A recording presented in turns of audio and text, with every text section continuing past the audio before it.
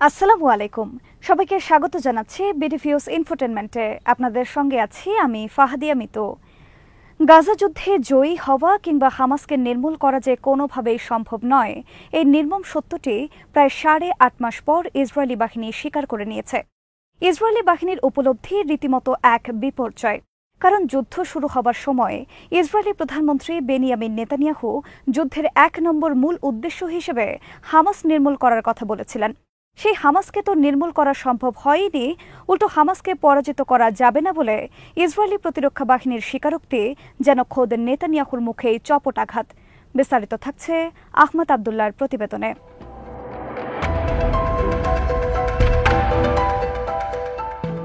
গত 19 June Israeli প্রতিরক্ষা বাহিনী বা আইডিএফ এর মুখপাত্র rear admiral Daniel Hagari channel 13-কে দেয়া এক সাক্ষাৎকারে বলেন, হামাসকে নির্মূল করার যে লক্ষ্য তা অর্জন করা একদমই অসম্ভব। হামাসকে ধ্বংস করা সম্ভব হয়নি, বরং কোথাও হামলা হলে নিজেদের কৌশলের অংশ হিসেবেই হামাস উধাও হয়ে যায়। এই অদৃশ্য হওয়াকে হামাসের ধ্বংস বলে ইসরায়েলি নীতি নির্ধারকরা যে দাবি করছেন তা জনগণকে বোকা বানানো ছাড়া আর কিছুই নয়।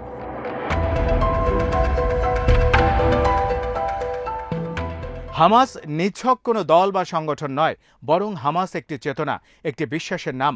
হামাস মুক্তি আন্দোলনের প্রতিচ্ছবি। ফিলিস্তিনের মানুষের মনেও হামাসের এই ছবি গাঁথা হয়ে গেছে। তাই হামাসকে নির্মূল করার দাবি একেবারে অমূলক। যারা মনে করছেন হামাসকে নির্মূল করতে পারবেন, তারা আসলে ভুলের মধ্যে ডুবে রয়েছেন।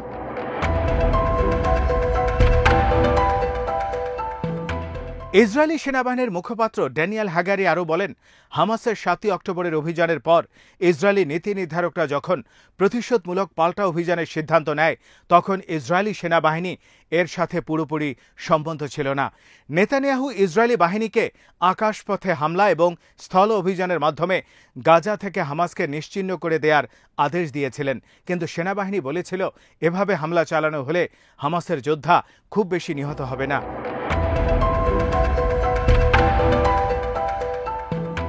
বরং বিপুল সংখ্যক বেসামরিক নাগরিক নিহত হবে, বেসামরিক ও প্রশাসনিক স্থাপনা ধ্বংস হবে। হামাস তখন নিহত, আহত ও অসহায় বেসামরিক গাজাবাসীর অভিভাবকত্ব নেয়ার সুযোগ পেয়ে যাবে। বাস্তবে হয়েছেও তাই। এবার যখন ইসরায়েলি সামরিক বাহিনী সরাসরি গাজায় হামাসের ধ্বংসের ব্যাপারে অপারগতা জানান দিয়ে তারা নেতানিয়াহুর যুদ্ধনীতির বিরুদ্ধে রীতিমতো চ্যালেঞ্জ ছুড়ে দিয়েছে।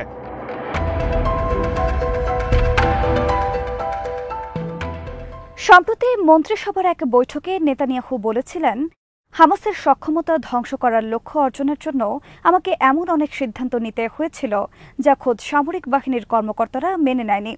হাগারির সাম্প্রতিক সাক্ষাৎকার নেতানিয়াহুর দাবির সত্যতা প্রমাণ করে। 8.5 মাস আগেও ইসরায়েলি সামরিক বাহিনী হামাসের ধ্বংসের ব্যাপারে আস্থাশীল ছিল না, এখনও নয়। প্রশ্ন হল, তাহলে এখন গাজায় কি ঘটবে? এক্ষেত্রেও হাগারির সোজাসাপটা উত্তর, ইসরায়েলি সরকার যদি বিকল্প কিছু খুঁজে না পায়, তাহলে হামাস গাজাতেই থাকবে।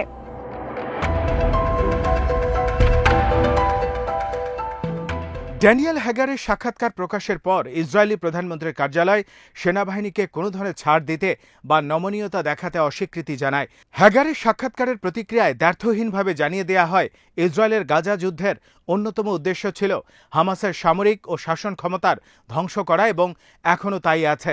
প্রয়োজনে গাজায় সামরিক শক্তি দ্বিগুণ মাত্রায় বৃদ্ধি করা হবে।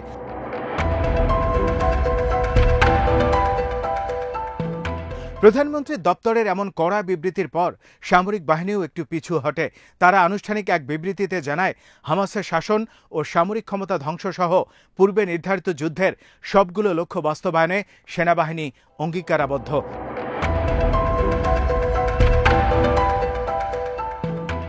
অন্যদিকে হাগারি বলেন, তিনি সংগঠন হিসেবে হামাসের নির্মূলে সীমাবদ্ধতা নিয়ে বলেননি, বরং চিন্তা ও আদর্শ হিসেবে হামাসকে নির্মূল করা অসম্ভব এমনটা বলতে চেয়েছিলেন। যেভাবে যাকে কোণঠাসা করার চেষ্টা হোক না কেন, প্রকৃত সত্য কখনো আড়াল করা যায় না।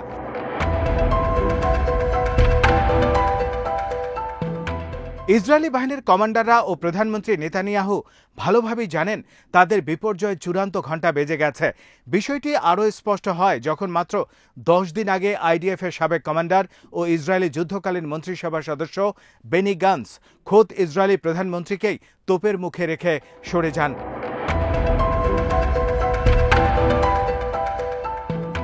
এর আগে গত 18 মে গান্স নেতানিয়াহুকে 3 সপ্তাহের আলটিমেটাম দিয়েছিলেন।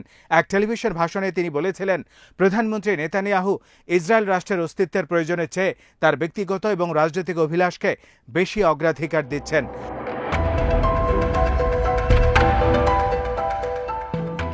কট্টর ডানপন্থীদের সমর্থন পাওয়ার জন্য দেশকে তিনি ঝুঁকির মধ্যে ফেলে দিয়েছেন। গান্স 6টি কৌশলগত দাবি তুলেছিলেন।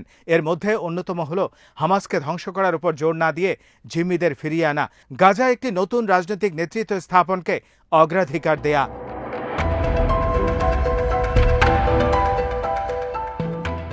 গান্সের আরেকটি দাবি ছিল প্রতিবেশী আরব দেশগুলোর সাথে ইসরায়েলের সম্পর্ক স্বাভাবিকীকরণ সহ ফিলিস্তিন রাষ্ট্রভিত্তিক একটি সমাধানের দিকে অগ্রসর হওয়া। নেতানিয়াহু এমন প্রস্তাব শুরু থেকেই প্রত্যাখ্যান করেন। আলটিমেটামের সময়সীমা শেষ হয়ে যাওয়ায় বাধ্য হয়েই গান্স 9 জন মন্ত্রিসভা থেকে পদত্যাগ করেন। এর সপ্তাহখানেকের মধ্যেই নেতানিয়াহু যুদ্ধকালীন মন্ত্রিসভা ভেঙে দিয়ে তার গতানুগতিক মন্ত্রিসভাকে পুনরুজ্জীবিত করেন।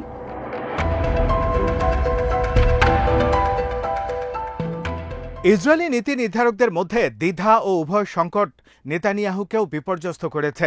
যেদিন গাজায় যুদ্ধবিরতি ঘোষণা হবে সেদিন আইনিভাবে এবং রাজনৈতিকভাবে নেতানিয়াহুর পতনও শুরু হবে। যদি হামাস টিকে যায় তাহলে নেতানিয়াহুর রাজনৈতিক ভবিষ্যৎও বিপন্ন হয়ে পড়বে। সেক্ষেত্রে ইসরায়েলে হয়তো আগাম নির্বাচন অনুষ্ঠিত হবে। তেমনটা হলে গান্সের তুলনায় নেতানিয়াহু অনেকটা পিছিয়ে থাকবেন বলেই ধারণা করা হচ্ছে। সাম্প্রতিক সময়ে নেতানিয়াহুর বিরুদ্ধে ইসরায়েলের প্রতিটি শহরে বড় বড় বিক্ষোভ হচ্ছে আর নেতানিয়াহুর জনপ্রিয়তাও আশঙ্কাজনকভাবে কমেছে।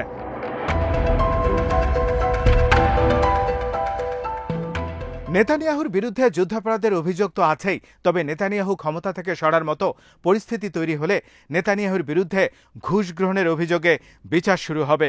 সেই বিচারিক প্রক্রিয়া আগে থেকেই শুরু হয়েছিল, তবে গাজা যুদ্ধের কারণে প্রক্রিয়াটি আপাতত স্থগিত অবস্থায় রয়েছে।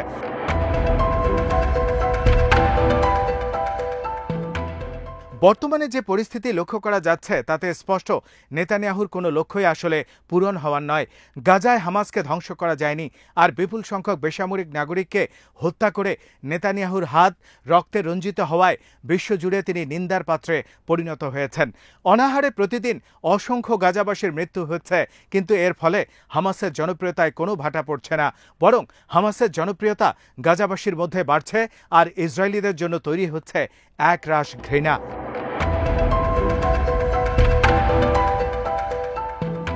নেতানিয়াহুর জন্য আরও কিছু সংকট তৈরি হয়ে আছে। যুক্তরাষ্ট্র রাফায় অভিযানের ব্যাপারে ইসরায়েলকে একটি রেড লাইন দিয়েছিল। যুক্তরাষ্ট্রের এই চাপ থেকে বাঁচার জন্য নেতানিয়াহু বরাবরের মতো কূটকৌশলের আশ্রয় নিয়েছেন। তিনি সেনাবাহিনীর পুনঃনিয়োগের একটি ধোঁয়াশা তুলেছেন। বেসামরিক নাগরিককে হামাসের সাথে মিলিয়ে তাদের উপর বোমাবর্ষণ করাকে বৈধতা দেওয়ারও চেষ্টা করছেন। নেতানিয়াহুর হাতে শুরু থেকেই কোনো প্ল্যান বি না থাকায় তিনি আসলে অন্ধকারে ঢিল মেরেছেন।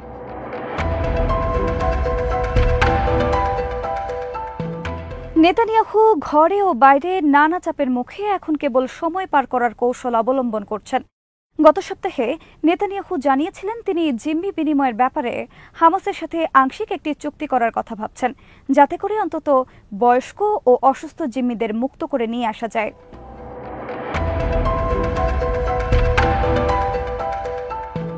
আমেরিকার অস্ত্র পাওয়ার জন্য নেতানিয়াহু বেশ কিছু কূটকৌশল অনুসরণ করেছেন।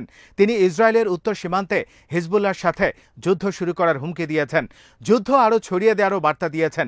তিনি এমনটা করছেন যাতে ইসরায়েলের জন্য মার্কিন অস্ত্রের চালান কোনোভাবেই বন্ধ হয়ে না যায়, কিন্তু এগুলো কোনোটাই প্ল্যান বি নয়।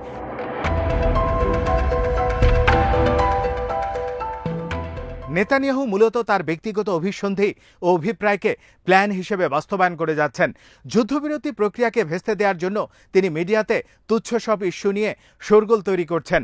হামাস ধ্বংসে তার ব্যর্থতা কিংবা বিপুল সংখ্যক বেসামরিক নাগরিককে হত্যার দায় থেকে বাঁচার জন্য তিনি উদ্দেশ্য প্রণোদিতভাবে অপকৌশলের আশ্রয় নিচ্ছেন।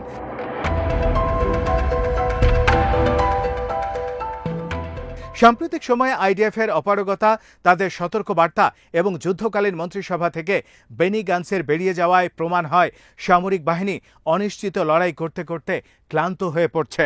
ইসরায়েলের এই সামরিক কৌশলের নেপথ্যে কোনো রাজনৈতিক ভিশন নেই, কিন্তু সেনাবাহিনী ক্লান্ত হতে হতে কখন নেতানিয়াহুকে অমান্য করতে শুরু করবে, এখন সেই সময়ের অপেক্ষা।